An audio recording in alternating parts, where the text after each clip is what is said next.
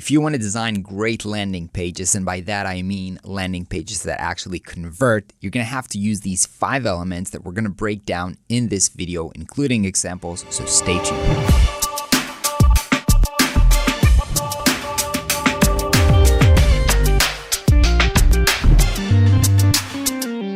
Hey everybody, what is up? My name is Ron Segal. Welcome back to Flux, where we're talking about everything that has to do with web design and freelancing and making a living as designers. Today we're going to talk about landing pages. Now, the difference between a landing page and just a normal website is that a landing page is usually a page where you directly send traffic to because you want to convert, because you want to achieve something. You want them to sign up. You want them to buy. And usually you bring people in from either ads or you have some kind of a funnel that drive traffic into this page. This is not your normal website where you're showing everything that you have.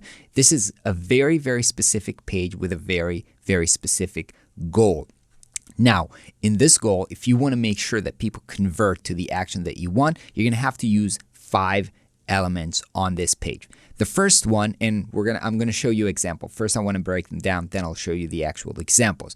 The first one is to have a very, very clear value proposition. Okay, you have to explain people what's in it for them. If this is not very, very clear and very, very powerful, they're going to just move on to the next thing. So very, very clear value proposition. The next thing is you obviously need a very, very strong call to action, right? You need to tell them what to do, right? Click here, sign up here, leave your email. If you're not very, very clear and very, very upfront and very, very much almost the first thing tells them what you want them to do, most likely this thing is not going to happen. So you're going to have a very, very clear call to action. The third thing is you need to keep them focused, right? People lose attention. If you're going to show them everything that you have, if you're going to tell them all the tiny little details, you're going to lose them. So on landing pages, we're keeping people very, very focused by limiting a lot of stuff. And we're going to show you in a second how that looks like. The fourth thing that we're talking about is the visual. You always want to show them some kind of an image, and that image is going to explain to them what they are going to get. What are they signing up for? So it has to be very, very clear image. However, it's also great if that image can also invoke emotion that will lead to them taking actual action.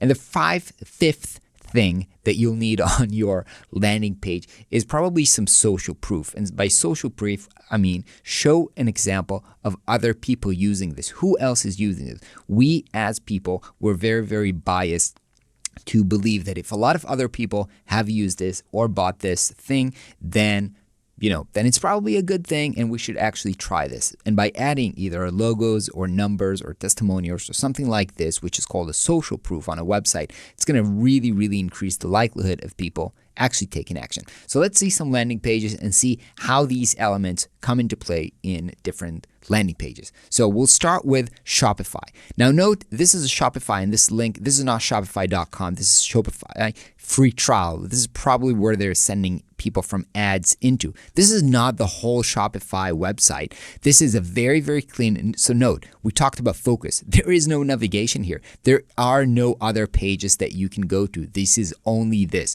So very, very focused page. Sell online with Shopify. Very, very clear.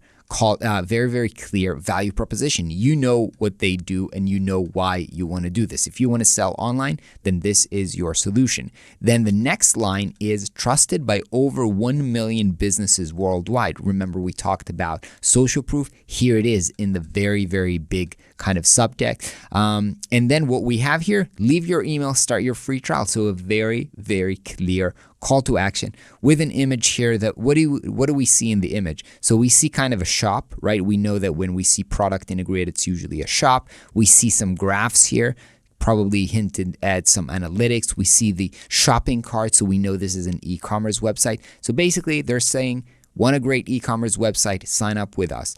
If we can scroll here, we'll get a little bit more, benefits and features, a little bit more logos, but this is a little bit more of the same, right? More social proof, more features. But again, note how focused this is. Very, very short page, call to action at the top, call to action at the bottom. Let's move into the next one. So the next one is for Webflow. Now this is actually their own website, which includes a lot of stuff. But if we break down just the top of the website, note there is no navigation. Actually, we don't see any of the other pages. We just see a get started and get started here. Their value proposition is break the code barrier, and they explain it here. Build better business websites faster without coding. In the visual, they're showing you how they're building a website, a little bit of the UI, and then lots of logos of big companies that you know. So again, very, very clear focused, value proposition, call to action, get started, it's free, and then social proof. Now, if we keep scrolling here, then we're actually going to move in kind of to the normal website where you'll see a lot of other stuff. But if you break down the top of the website was built to be kind of a landing page experience at the top. The next one is Netflix, which again, this is actually Netflix.com. This is the main one, but they're treating it as a landing page. So again, no navigation at the top besides sign in for people who already purchased. Then we have the value proposition, 100% entertainment for whatever price for the first 30 days, watch anywhere, and then very, very, very big kind of subscribe here, give us your email and try it for this price. And so very, very clear. In the background, we see the image, which basically shows you the grid of a lot of shows. They do kind of expand a little bit on the offer here, but again, this is a very, very short page, just some frequently asked questions, which will help them kind of sell.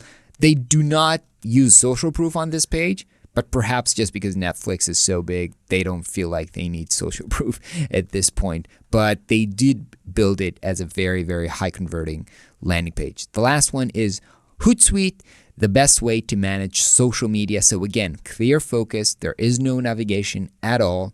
Very, very clear value proposition. Best way to manage social media. CR plans is their call to action. The visual shows you kind of the dashboard of how you're scheduling posts and so forth. And then they're just talking about the different pricing and trying to sell to you. Then you have a little bit more kind of again, features and stuff like that, but that's it. No navigation, just getting you to check out their plans. Because the reason that they're expanding here is because they've used the same kind of landing page for different types of users, so they're not sure. They can't just get them to sign up here. They need the user to choose the right plan and then start their 30-day free trial. All right, I hope this was useful for you. I hope you're going to note these 5 elements and use them on the design of your next web design project, the landing page project. For now, the one thing that is really important is for you to click the like button, and then we'll catch you on the next video. Bye-bye.